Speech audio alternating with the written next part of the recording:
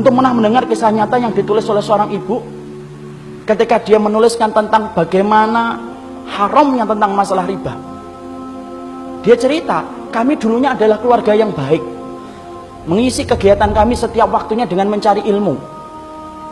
Sampai satu waktu suami saya kepentok bisnisnya dan berkata, "Dek, ini kelihatannya bisnis kita ini tidak akan pernah besar kalau kita tidak pinjem.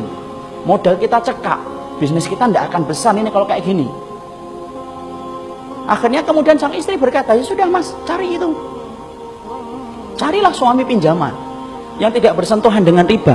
Karena dia sudah ngerti ilmunya, sudah paham.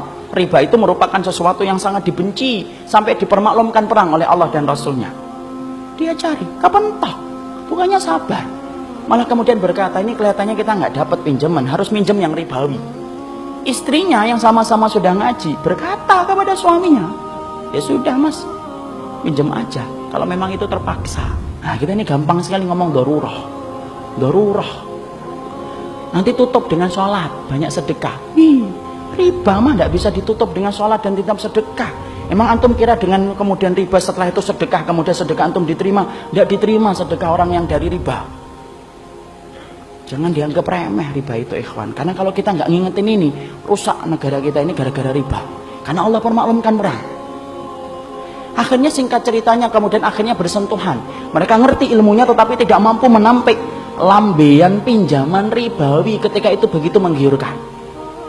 Apa yang terjadi? Allah memberikan istidraj. Usahanya berhasil, gede.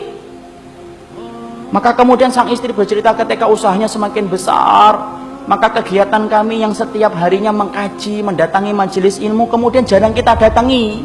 Karena kesibukan kami untuk kemudian mengatur bisnis kami. Suami saya kemudian mulai jauh dari kajian ilmu. Suami saya kemudian mulai menjauh dari panggilan sholat dengan alasan sedang rapat ataupun sedang nganter barang. Puncak-puncaknya kemudian terjadilah satu dosa besar yang dilakukan oleh seorang suami, di mana istrinya tidak lagi bisa memaafkan. Ingat ikhwan, seorang suami kalau sudah melakukan dosa besar, istri punya hak meminta pisah dari suaminya, dan itu syar'i. Maka suaminya melakukan dosa besar, akhirnya apa? Tidak bisa dimaafkan. Akhirnya apa? Kapal rumah tangga itu karam, tenggelam. Yang menarik adalah ketika sang ibu menuliskan kisah nyata itu, saya baca, beliau mengatakan, saya tidak menyalahkan suami saya tidak menyalahkan bisnisnya, tapi yang saya salahkan adalah ketika kami sudah sibuk mengkaji ilmu, kami ngerti riba itu haram, tapi ternyata kami tidak mampu untuk meninggalkan, padahal kami tahu dosa yang dipermaklumkan perang di dalam kehidupan itu cuma satu dosa riba, dan kami berani mengambil itu. Sampai kemudian akhirnya Allah memberikan musibah dalam kehidupan.